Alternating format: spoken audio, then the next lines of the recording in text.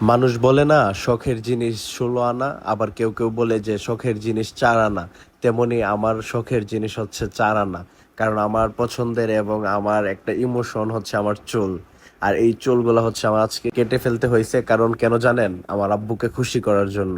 আর আমার আব্বু হচ্ছে বড় চুল পছন্দ করে না, ছোট চুল পছন্দ করে। আব্বু নিজেও ছোট চুল রাখে এবং আমাকেও ছোট চুল রাখতে বলে।